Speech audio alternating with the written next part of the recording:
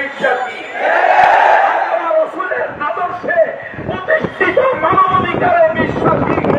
আমরা বিশ্বাস করি নবুয়তের আদলে সাহাবায়ে কেরামের পদ্ধতিতে যদি আমরা আমাদের পথ চলি, কোন সুপার পাওয়ার আমাদের উপরে দাদাগিরি করতে পারবে না। আমি ওই ছাত্র ভাইদের ভাষায় বলতে চাই, তালেবানের ভাষায় বলতে চাই, আমরা কোন আন্তর্জাতিক সংগঠনের বিশ্বাসী না। আমরা এই সমস্ত মানবাধিকার সংগঠনে বিশ্বাসী না। তালেবানদের বিরুদ্ধে বলেছিল যে আন্তর্জাতিক আদালত তাদেরকে নিষিদ্ধ ঘোষণা করছে, তাদের ব্যাপারে 2 জন নেতার ব্যাপারে তারা তাকে গ্রেফতারি পরোয়ানা জারি করছে। তালেবানের পক্ষ থেকে স্পষ্ট উত্তর দেওয়া হয়েছে, আমরা কোন ধরনের আন্তর্জাতিক আদালতে বিশ্বাস করি না, আন্তর্জাতিক আদালতকে স্বীকৃতি দেই না। তালেবানরা কিনতে বলে গেছে, কথায় কথা বলা হয় দেশকে তালেবান বানাবেন, ওই বেটা পেয়াক কম কাদা বের পক্ষে উঠা বেড়াটা বের বিশ্ববিজ্ঞানে তালেবানের কাছে মাথা মতো, আমেরিকা তালেবানের কাছে গিয়ে তালেবানের কাছে হাঁটু দিতে বলছে, তালেবানের দয়ার দিকে তাকিয়ে আছে। মাউল মুশরিকরা তালেবানের দয়ার দিকে ভিক্ষা করতেছে। তালেবানের মতো দেখাও গত 3 বছরে পুরো আফগানিস্তানে কয়টা দর্শন, 3 বছরে পুরো আফগানিস্তানে কয়টা টাকা দিচ্ছে। যদি সাধারণ মানুষের নিরাপত্তা দিতে পারো না, এখানে আমাদেরকে এই সমস্ত জাতিসংঘ মাটিসংঘ এগুলো পুরো আমরা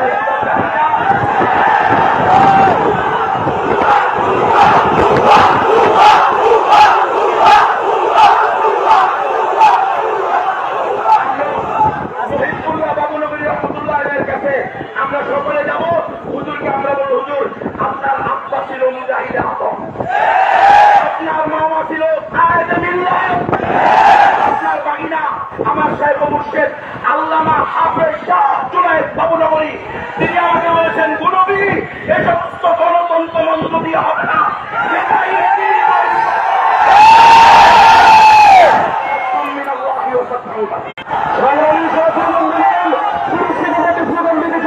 মানবাধিকার কমিশন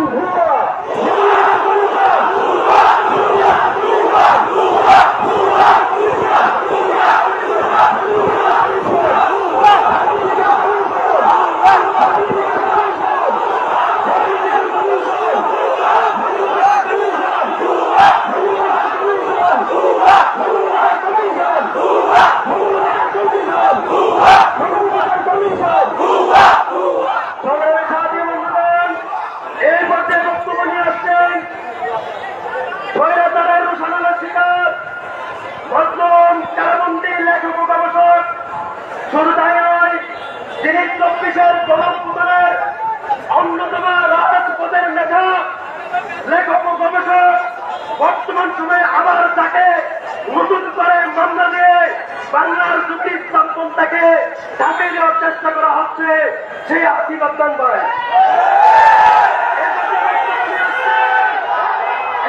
বর্তমানে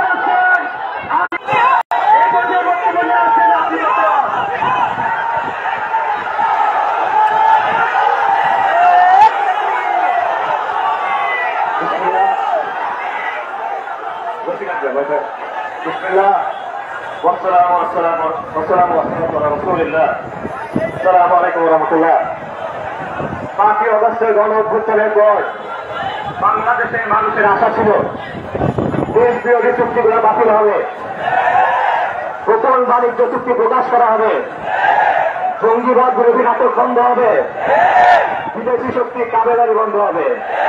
কিন্তু আমরা কি দেখলাম? আমরা দেখলাম আমেরিকার সাথে গোপন চুক্তি হচ্ছে, আমরা দেখলাম জাতিসংঘের মানবাধিকার পরিষদের কার্যালয়ে চালু করা হচ্ছে, আমরা দেখলাম জঙ্গিবাদের নাটক শুরু করা হচ্ছে, আমরা দেখলাম ভারতের গোলামি শেষে এখন আমেরিকার গোলামের দিকে দেশকে নেওয়া হচ্ছে। আর আমরা যারা এটার বিরুদ্ধে কথা বললাম, আমাদের বিরুদ্ধে মিথ্যা মামলা দেওয়া হলো। এটা কেন হচ্ছে? আপনারা এই এই যে মানবাধিকার কমিশন, এই মানবাধিকার কমিশন পৃথিবীর 18টা দেশে আছে। অর্ধেক দেশে গৃহযুদ্ধ, অর্ধেক দেশে অরাজকতা। আমাদের প্রশ্ন, বাংলাদেশে কি কোনো গৃহযুদ্ধ চলতেছে? তাহলে বাংলাদেশে কেন এই মানবাধিকার কমিশন? জাতিসংঘ মানবাধিকার নিয়ে কনসার্ন করে, তাহলে তাদের তো উচিত কাশ্মীরে অফিস খোলা, তাদের তো উচিত আসামে অফিস খোলা, তাদের তো উচিত গুজরাটে অফিস খোলা। তাহলে তারা বাংলাদেশ নিয়ে এত চিন্তিত কেন?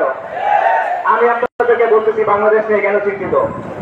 আমাদের পাশের দেশ বার্মা, এখানে গৃহযুদ্ধ চলতেছে, এই জন্য জাতিসংঘ এখানে অফিস করতে চায়।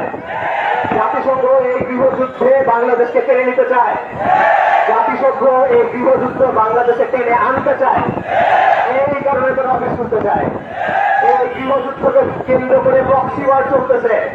এখানে আমেরিকার স্বার্থ আছে, এখানে চীনের স্বার্থ আছে। প্রত্যেক দেশ তার নিজের স্বার্থ দেখবে। আমাদের কথা হলো, বাংলাদেশের সরকার কার স্বার্থ দেখবে? বাংলাদেশের সরকার কি বাংলাদেশের মানুষের স্বার্থ দেখবে নাকি আমেরিকার স্বার্থ দেখবে? আমাদের প্রশ্ন হলো এটা যে বাংলাদেশের সরকারগুলো কেন একবার দিল্লির দিকে চেষ্টা করে, আরেকবার হোয়াইট হাউসের দিকে চেষ্টা করে?